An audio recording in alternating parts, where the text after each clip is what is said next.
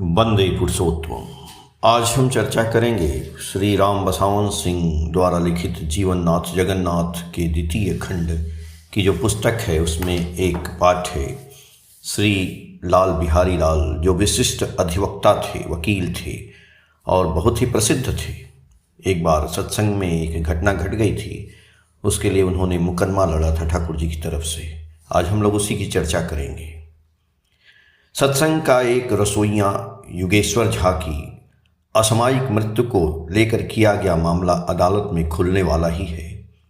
जिस समय की यह घटना है, उस समय तक बिहार, वर्तमान में झारखंड राज्य के इस प्रदेश देवघर को जिला का दर्जा नहीं मिला था। इसी कारण जिला सत्र न्यायाधीश की अदालत विशेष रूप से इस मामले के लिए, जिससे देवघर में ही चले, इसकी विशेष व्यवस्था की गई है।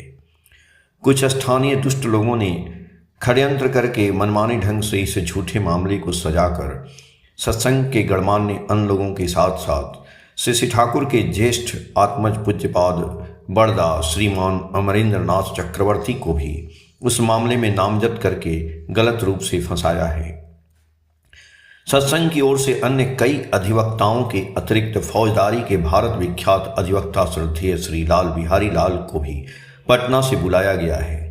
विशिष्ट अधिवक्ता श्री लाल बिहारी लाल की प्रसिद्धि, उनके सुनाम का अनुमान मैं आप लोगों को बता देना चाहता हूं कि जिस दिन से सत्र न्यायालय की सुनवाई आरंभ हुई थी, उसी दिन से सत्संग आश्रम के अनेक निवासियों के साथ साथ श्री राम बसावन सिंह जो ये पाठ लिखे हैं, वो लिख रहे हैं कि वो भी, यानी मैं भी सवेरे सवेरे 10 बजे के भीतर आनंद बाजार सत्संग आश्रम की सार्वजनिक रसोई में प्रसाद ग्रहण करके अदालत के जिस कमरे में बहस चल रही थी, उसमें मात्र खड़े होने की एक जगह पाने के लिए व्याकुल रहता था। और यह सिलसिला प्रायः 2 सप्ताहों से भी अधिक दिनों तक, अर्थात जब तक अदालत की सुनवाई चलती रही तब तक जारी रहा। इस उदग्र बेचैनी का कोर्ट के भीतर प्रशांत चित्त से उत्फुल्ल होकर घंटों खड़े रहने के कष्ट को सहन करने का भला क्या कारण हो सकता था? उसका तो बस एक ही कारण था, विद्वान अधिवक्ता श्री लाल बिहारी लाल की चिर स्मरणीय विद्वतापूर्ण जोरदार बहस, जिसने अदालत में उपस्थित बड़े बड़े लोगों को भी अचंभित कर दिया था। बीच बीच में प्रतिपक्ष के बड़े से बड़े मुख्य गवाहों को भी अपने प्रश्न करने के अद्भुत ढंग से विचलित करके, अशांत करके सत्य उगलवा लेने की उनकी विलक्षण प्रतिभा ने सबको विस्मित कर दिया था। प्रायः ही ऐसे अवसरों पर अदालत में श्रोता के रूप में उपस्थित हम जैसे सभी अपनी सहज मुक्त ठहाकों के विस्फोट को मुंह पर हाथ या रुमाल रखकर दबा लिया करते थे। अदालत की कार्रवाई में कोई बाधा नहीं पहुंचे तथा इसकी मर्यादा एवं गरिमा जिससे भंग न हो, इसका उपस्थित सभी सावधानी से ख्याल रखते थे। तो ऐसे ही थे हमारे विद्वान अधिवक्ता श्री लाल बिहारी लाल। आज ही अदालत में बहस का पहला दिन है। सत्संग के सचिव एवं अधिवक्ता श्री ज्ञानेंद्र विकास गोस्वामी अदालत के लिए प्रस्थान करने के पूर्व श्री लाल बिहारी लाल को श्री ठाकुर का दर्शन कराने के उद्देश्य से उनके निकट लेकर आते हैं। ठाकुर बंगला के दलान घर, वर्तमान में मेमोरिया स्मारक सौध के बड़े हाल घर में श्री ठाकुर अपनी सैया पर बैठे हैं। अपने जीवन में आज पहली बार श्री ठाकुर के दर्शन का सौभाग्य श्री लाल बिहारी लाल को मिला है। परम श्रद्धा सहित प्रणाम निवेदन करके वे अपने निर्दिष्ट आसन पर बैठते हैं। ज्ञानदा श्री ठाकुर को श्री लाल बिहारी लाल का परिचय देते हैं। बहुत दिनों के बाद अपने किसी परम आत्मीय के साथ मुलाकात होने पर आनंद का जो एक अद्भुत सिहरण होता है, श्री लाल बिहारी लाल को पाकर श्री ठाकुर का श्री मुखमंडल वैसे ही एक अपूर्व आनंद के आवेश से उज्ज्वल हो उठता है। आज कुछ विशेष बातचीत नहीं होती है, परंतु श्री ठाकुर के निकट से अपने निवास स्थान पर लौटकर सत्संग के सचिव श्री ज्ञानेंद्र विकास गोस्वामी से श्री लाल बिहारी लाल श्री ठाकुर के अपने क्षणिक दर्शन से संबंधित अपूर्व अनुभूति की जो बातें कहते हैं, वह सभी के लिए चिरस्मरणीय बन जाती है। युग पुरुषोत्तम श्री ठाकुर के दिव्य भागवत जीवन की एक ऐतिहासिक घटना के रूप में अंकित हो जाती है। इस घटना का संपूर्ण वर्णन दूसरे ही दिन सुबह ज्ञानदास स्वयं श्री ठाकुर के सामने उसी हाल घर में करते हैं। ज्ञानदास दयाल ठाकुर से कहते हैं, कल सुबह आपके निकट से लौटकर लाल बिहारी महाशय ने आपके क्षणिक दर्शन की अपनी अपूर्व अनुभूति की बात मुझसे कही। श्री ठाकुर के यह पूछने पर कि उन्होंने क्या कहा, ज्ञानदास तब बोलना आरंभ करते हैं। श्री लाल बिहारी लाल ने अपनी पहली अनुभूति आपकी आंखों के विषय में बताई।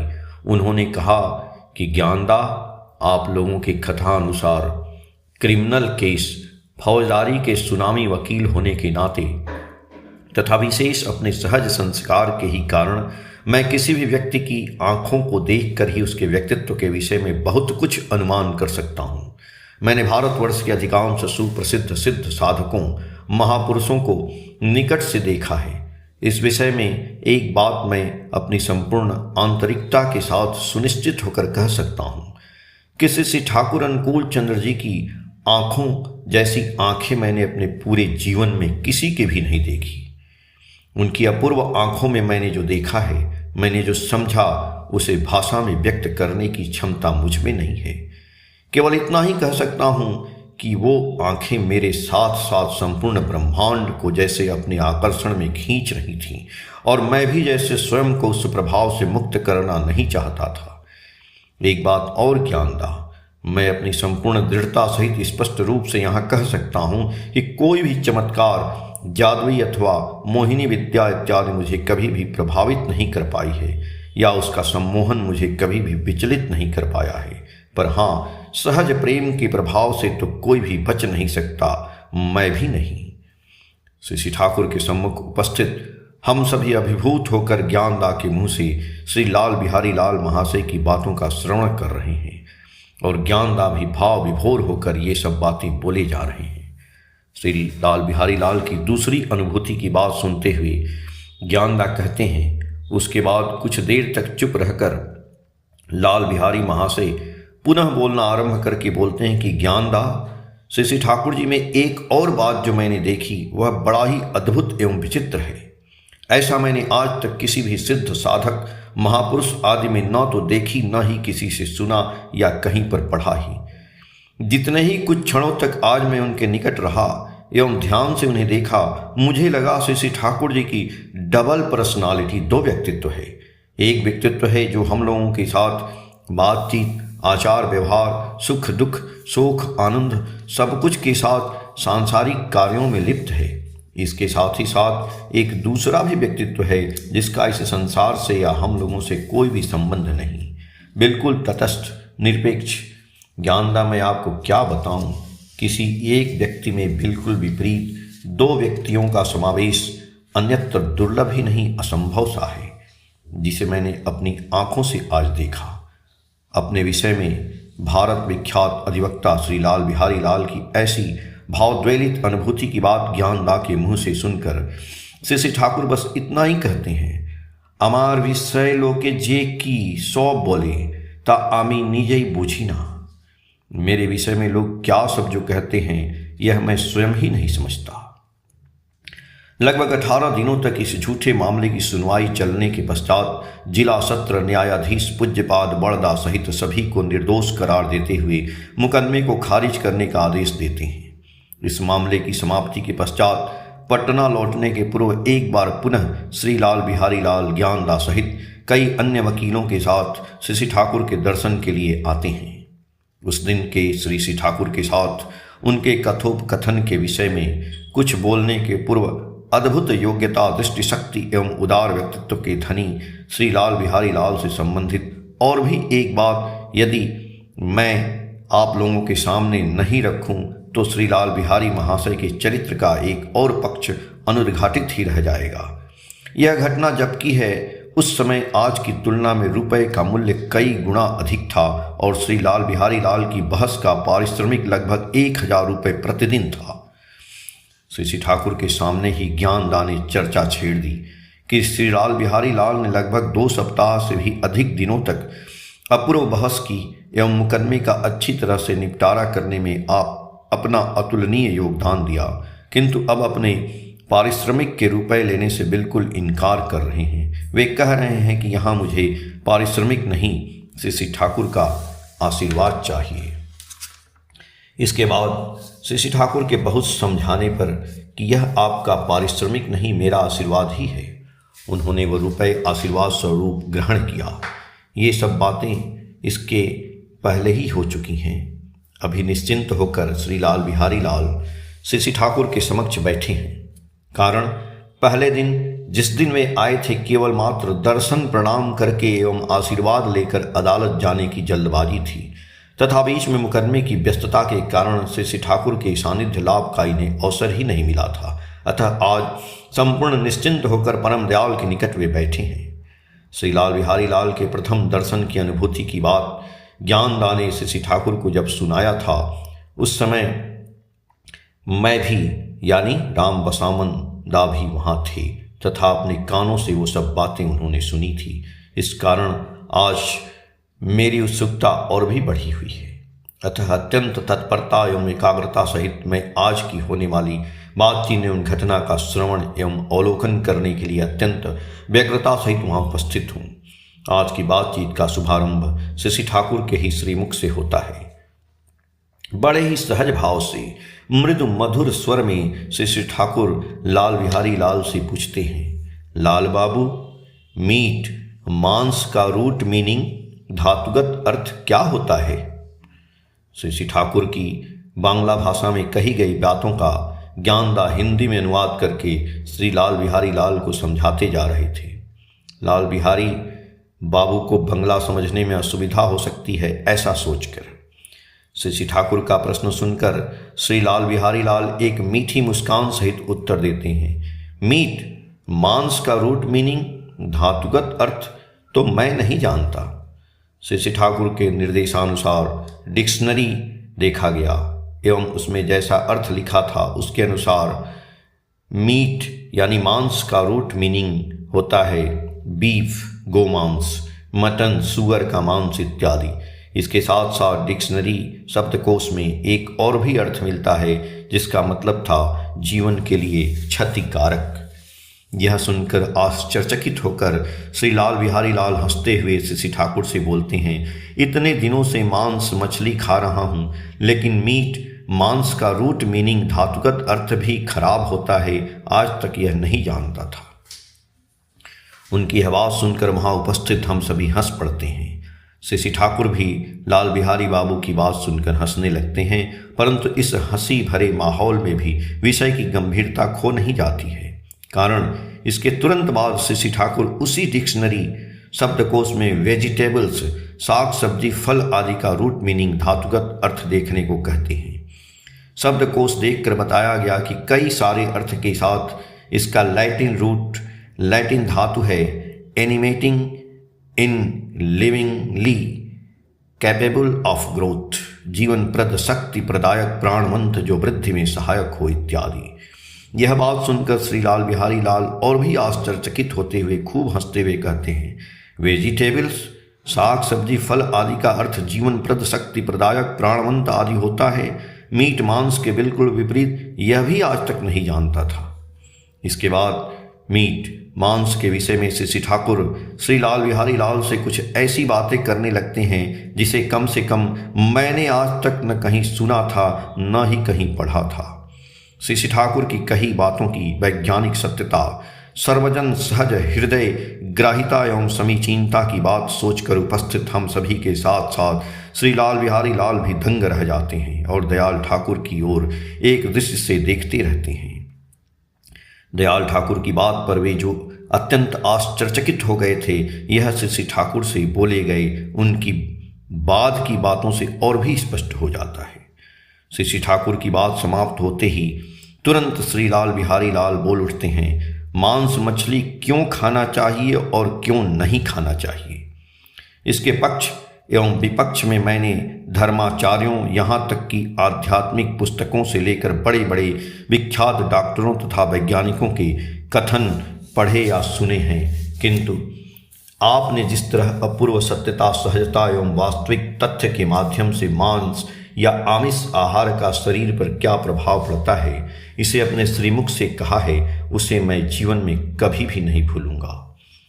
श्री ठाकुर की जिन बातों पर श्री लाल बिहारी लाल की उपयुक्त प्रतिक्रिया रही वह अकाट्य शाश्वत सत्य ही था। श्री ठाकुर श्री लाल बिहारी लाल की ओर देखते हुए कहते हैं, साग सब्जी फल फूल इत्यादि जो हम लोग खाते हैं, मानव शरीर उनसे मिले विटामिन प्रोटीन फैट इत्यादि तत्वों को अपने अंदर इजीली एसिमिलेट सहजता से हजम कर लेता है। फिर उसी साग सब्जी फल मूल घास पात को खाकर कोई भी पशु या जानवर पालतू या जंगली अपने एनिमल नेचर पशु प्रकृति के अनुसार विटामिन प्रोटीन फैट इत्यादि शरीर के अंदर तैयार करता है। पुनः पूर्व से ही उस पशु प्रकृति के अनुसार बने प्रोटीन आदि पदार्थों को मानव शरीर अपनी प्रकृति के अनुसार अपने अंदर एसिमिलेट हजम नहीं कर पाता है। उस पूर्व से ही तैयार एनिमल प्रोटीन जानता प्रोटीन की अपनी विशिष्टता मानव प्रकृति की अपनी विशिष्टता के साथ द्वंद्व पैदा करती है, जिसे साधारण मनुष्य सहजता से पकड़ नहीं पाता है। परम दयाल ठाकुर आमिष आहार के कुफल के विषय में और भी कुछ बातें कहते हैं।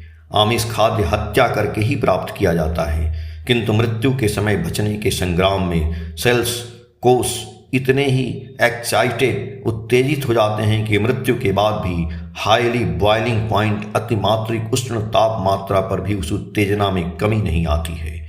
अब चूंकि एनिमल सेल जानतो कोष को हजम नहीं कर पाता है, इसलिए उसे रिपेल प्रत्याख्यान करता है और इस रिपेलिंग प्रत्याख्यान के कारण एक दूसरे के ऊपर डोमिनेट अधिपत्य करना चाहते हैं, जिससे एक कॉन्फ्लिक्ट द्वंद्व की सृष्टि होती है एवं एनिमल सेल जानतो कोष के अपने एग्जिस्टेंस अस्तित्व को कायम रखने के प्रयास में सेल डिवीजन कोष विभाजन में वृद्धि हो जाती है, जिससे रेजिस्टेंस पावर प्रतिरोध क्षमता में कमी आ जाती है। कारण शरीर के सेल्स कोष को कॉन्स्टेंटली अनवरत स्ट्रगल संग्राम करना पड़ता है। मनुष्य जब आमिष आहार करता है तब उसके शरीर के अंदर एनिमल सेल्स जानतो कोष और ह्यूमन सेल्स मानवीय कोष इक्वली एनिमेटेड एक जैसे संजीवित रहते हैं। मनुष्य के देह कोष की तरह वे भी बचने के संग्राम में रत होते हैं। दोनों के इस संग्राम के फलस्वरूप आमिष आहार से शरीर में टॉक्सिन विषक्रिया की वृद्धि हो जाती है। इन्हीं सब कारणों से मनुष्य की आयु घट जाती है। इस विषय पर श्री ठाकुर ने एक रक्षार्थ वाणी भी दी है जो जीवन की रक्षा के लिए है। इस प्रसंग में बातचीत समाप्त होते ही श्री ठाकुर श्री लाल बिहारी लाल से पूछते हैं, आप आपान के पौधे को पहचानते हैं क्या? श्री लाल बिहारी लाल अपना सिर हिलाते हुए उत्तर देते हैं, नहीं। उस समय तक मैं भी बांग्ला भाषा समझने एवं बोलने पर भी आपान का अर्थ नहीं समझता था। सामने ही खड़े सतीश चंद्र दास श्री ठाकुर के नित्य सेवकों में से एक को श्री ठाकुर अतिशीघ्र एक आपान का पौधा लाने को कहते हैं। सतीश दा कुछ ही क्षणों में आपान का एक छोटा सा पौधा जड़ सहित हाथ में लिए श्री ठाकुर के सामने आ उपस्थित होते हैं। सतीश दा के हाथों में आपान के पौधे को देखते ही श्री लाल बिहारी लाल खुश होकर बोलते हैं, अरे यह तो मैं पहचानता हूँ, हम लोग इसे चिड़चिड़ी कहते हैं। श्री ठाकुर ने लाल बिहारी बाबू को जड़ सहित पौधे को पानी से अच्छी तरह धोकर पीसकर इसका सेवन करने के लिए कहते हैं। इसी समय एक और विशेष उल्लेखनीय घटना हो जाती है। श्री लाल बिहारी लाल जब श्री ठाकुर की सभी बातों को सुन एवं समझ लेते हैं, उसके बाद जब श्री ठाकुर सतीश दा से उस चिड़चिड़ी के पौधे को वापस ले जाने के लिए कहते हैं और सतीश दा भी उसे बाहर ले जाने के लिए उठकर खड़े होते हैं, उसी समय श्री लाल बिहारी लाल तत्क्षण अपने आसन से उठकर सतीश दा के हाथों से उस चिड़चिड़ी के पौधे को अपने हाथों में ले लेते हैं और कहते हैं, यह तो श्री ठाकुर का आशीर्वाद है, इसे मैं अपने साथ लेता जाऊंगा और इसी से प्रारंभ करूंगा। इसके तुरंत बाद श्री ठाकुर श्री लाल बिहारी लाल से पूछते हैं, आप मधु का व्यवहार करते हैं क्या? श्री लाल बिहारी लाल कहते हैं, नहीं। इस पर श्री ठाकुर उसी समय ज्ञानदास से कहते हैं, बौड़ो बऊ श्री ठाकुर की सहधर्मिणी परमाराध्या से श्री बड़मा के पास जाकर कहो कि सुंदरवन का मधु जो उनके पास है उसमें से एक शीशी में अच्छी तरह से भरकर लाल बिहारी बाबू के लिए दे देंगी। ज्ञानदा उठकर श्री बड़मा के घर की ओर चले जाते हैं एवं श्री ठाकुर श्री लाल बिहारी लाल से कहते हैं, 1 चम्मच मधु नियमित रूप से प्रतिदिन खाएंगे। इसके कुछ देर के बाद ही श्री लाल बिहारी लाल डबडबाई आंखों से श्री ठाकुर से विदा लेते हैं। श्री ठाकुर भी अपनी विह्वल आंखों से उन्हें तब तक निहारते रहते ही हैं जब तक कि वे आंखों से ओझल नहीं हो गए।